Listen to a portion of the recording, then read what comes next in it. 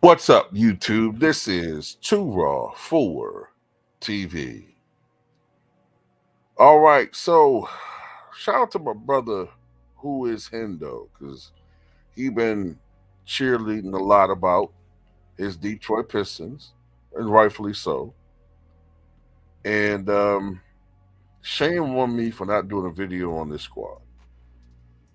I mean, a lot of us, when we think of the Detroit Pistons, we tend to think of the Pistons of the last couple of years. And to be honest with you, over the past 10 years, the Pistons have been either mediocre or downright awful.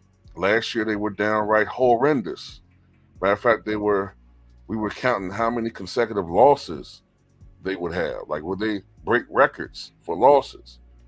But this year's been a different story altogether. The Detroit Pistons are 32-26. They are breathing down the necks of the Milwaukee Bucks as far as, I believe, fourth spot in the Eastern Conference, if I'm not mistaken, and they have a 7-game win streak. Now, some people like to say, well, about the win streak being nitpicky, where they only beat one team with a winning record, I think, in that streak, and that is the Clippers. But this is the same Piston team that won, I think, 14 games last year. So they're taking a huge step in the right direction.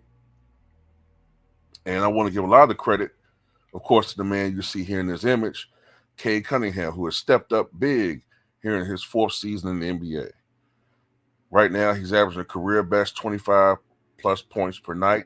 He's averaging 9.5 assists. Matter of fact, he's on pace to become the first Detroit Piston ever to have a season averaging at least 25 points and at least 9 assists in the same year. Isaiah Thomas never did that. Dave Bing never did that.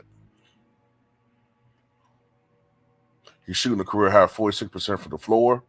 He's shooting 36.5% from three-point range as I speak, 85% from the line. He's unusually strong for a perimeter player. Of course, he has that quick first step.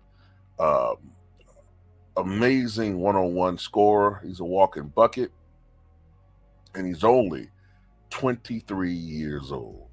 And he leads a group of young, hungry, very talented core who, of course, are being led by J.B. Bickerstaff, who, of course, was jettisoned from the Cleveland Cavaliers during the offseason. The Cleveland Cavalier fans were always talking ish about him, saying they need to get rid of him from Cleveland. And, of course, they forget that when Jimmy Bickerstaff took over this team, the Cavaliers I'm talking about, there was the post-LeBron era when many people were prognosticating that it would be at least 10 years before Cleveland would have a winning year. And then within 5 years of the post-LeBron era, they went to the playoffs. And now look where they are now. The Cavaliers have the best record in the NBA. I think they're like 47-10 or 48-10 or something like that, on pace to probably win 66, 67 games. I mean, they're just doing some magical things in Cleveland. But that's what we tend to see, right? We see a coach lay the foundation for a potentially great team, and when things get going, they get rid of that coach, replace him with somebody else, and that gets all the credit. I'm not saying Kenny Atkinson doesn't deserve some of the credit. Obviously he does. I'm just saying we see this play all the time. You know what I'm saying? But one thing Jimmy Bickerstaff is good at is developing young talent, taking a team from point A to point B, and maybe even to point C. But maybe he won't be the coach if this Pistons core can reach a championship level. Maybe he won't be that type of coach that can take them there, but we'll have to wait and see.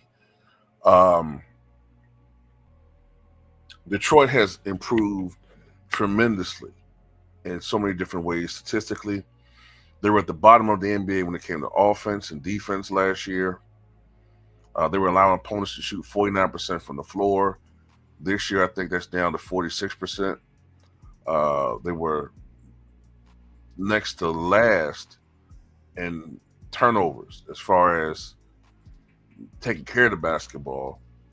They didn't yield a lot of turnovers from the opposite team. They didn't get a lot of steals. This year, they're much more active in that area.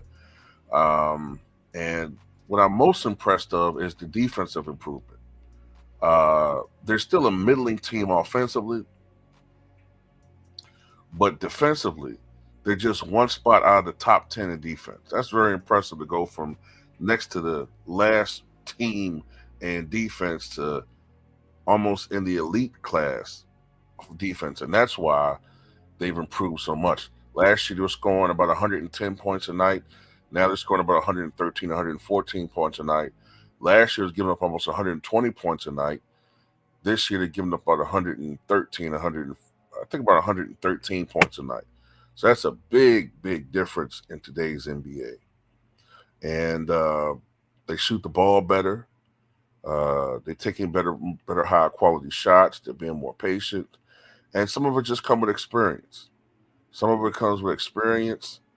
But at the same time, when you look at it, the Pistons are young. And they don't have I don't want to take anything away from them, but I just want to say this.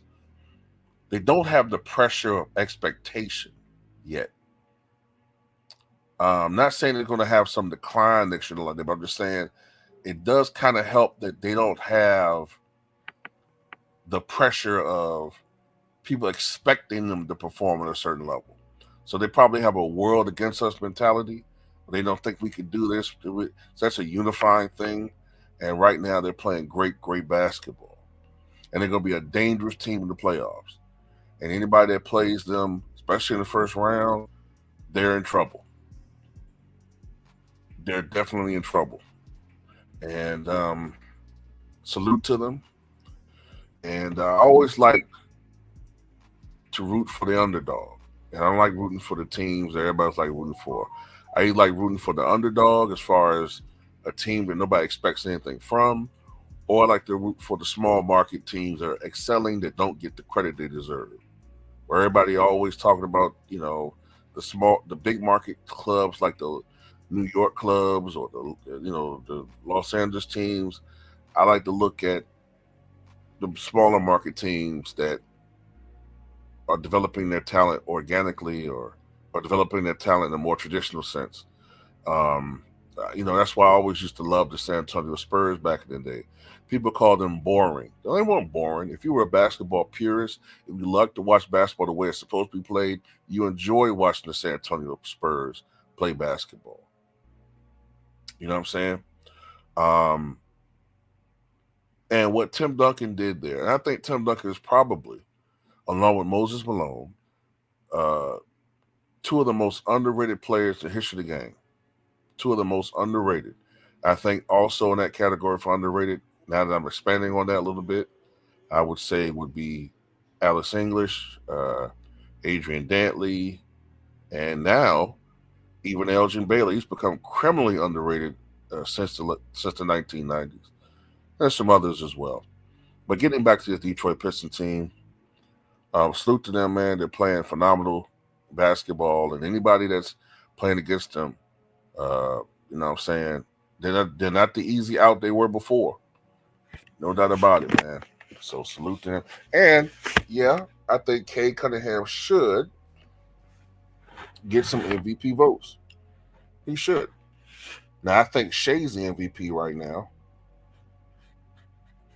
I think Shea's the MVP, but I do think Cade should get some MVP votes. And I do think he's that type of player that in the future he could be, because I think he will be a perennial all-star, and I think he might be an MVP candidate or even a winner in the future. Who knows? Anyway, tell me what you guys think.